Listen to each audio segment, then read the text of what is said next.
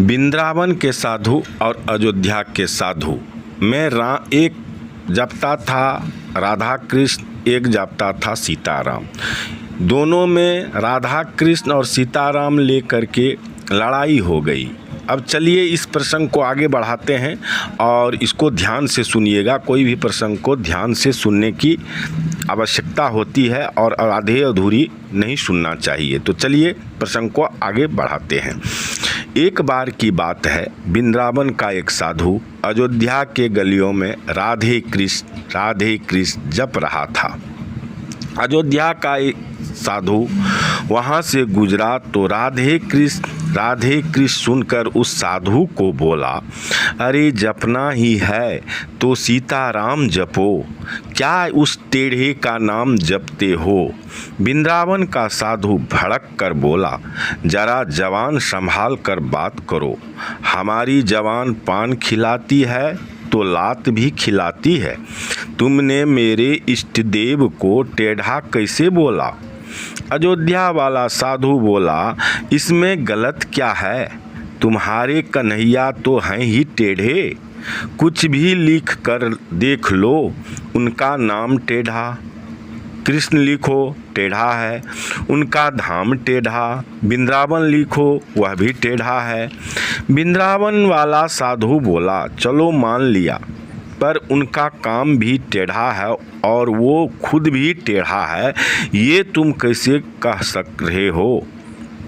अयोध्या वाला साधु बोला, अच्छा अब ये भी बताना पड़ेगा तो सुन। यमुना में नहाती गोपियों के कपड़े चुराना, रास रचाना, मक्खन चुराना, ये कौन से सीधे लोगों के काम हैं। और बता, आज तक किसी ने उसे सीधे खड़े देखा है क्या? कभी देखे हो तो बता। वृंदावन के साधु को बड़ी बेइज्जती महसूस हुई। लोगों के सामने उनके पास कोई जवाब नहीं मिला तो वे सीधे जा पहुंचा बिहारी जी के मंदिर। अपना डंडा डारिया पटक कर बोला, इतने साल तक खूब उल्लू बनाया लल्ला तुमने, ये लो अपनी लकुट कमरिया। और पटक कर बोला, ये अपनी सोटी भी संभालो, हम तो चले अयोध्या राम जी के शरण में। और सब पटक कर साधु चल दिया। अब बिहारी जी मंद मंद मुस्कुराते हुए उसके पीछे पीछे साधु की बाँह पकड़कर बोले, अरे भाई, तुझे किसी ने गलत भड़का दिया है। पर साधु नहीं माना तो बोले, अच्छा जाना है तो तेरी मर्जी, पर यह तो बता, राम जी सीधे और मैं बिहारी टेढ़ा कैसे। कहते हुए बाकी बिहारी जी कुएं की तरफ नहाने चल दिए। वृंदावन वाला साधु गुस्से से बोला, नाम आपका टेढ़ा कृष्ण, धाम आपका टेढ़ा वृंदावन, काम तो सारे टेढ़े।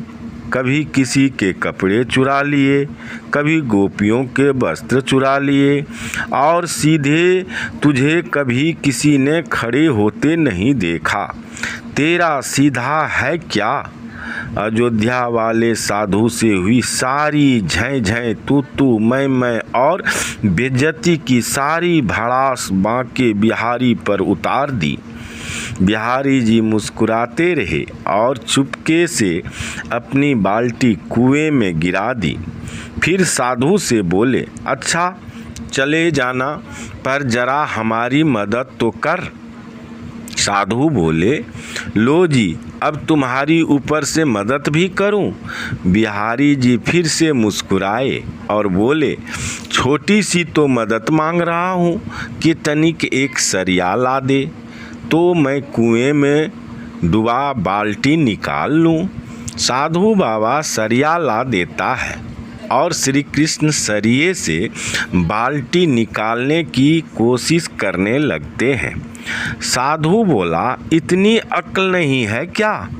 कि सीधे सरिये से भला बाल्टी कैसे निकलेगी। सरिये को तनिक टेढ़ा तो कर, फिर देख कैसे एक बार में बाल्टी निकल आएगी। बिहारी जी मुस्कुराते रहे और बोले, जब सीधेपन से इस छोटे से कुएं से एक छोटी सी बाल्टी नहीं निकाल पा रहा तो तुम्हें इतने बड़े भवसागर से कैसे पार लगाऊंगा।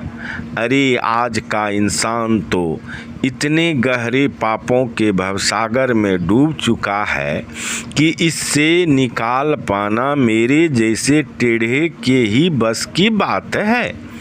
यह सुनकर साधु बहुत प्रसन्न हुआ और सीधे कृष्ण राधे कृष्ण जपने लगा। राधा कृष्ण जपते जपते साधु ने पकड़े अपने रास्ते। आप भी राधा कृष्ण लिखते, बिगड़े काम आपके भी बनते। प्रेम से बोलिए और लिखिए, भक्त वत्सल भगवान की जय।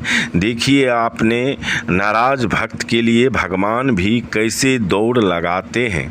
प्रसंग यदि अच्छा लगा हो तो लाइक, सब्सक्राइब, कमेंट करके अपने दोस्तों को शेयर ज़रूर करें ताकि आप भी पुण्य का भागी बन सकें। जय श्री राम, जय जय श्री राम। प्रभु करे सबका कल्याण।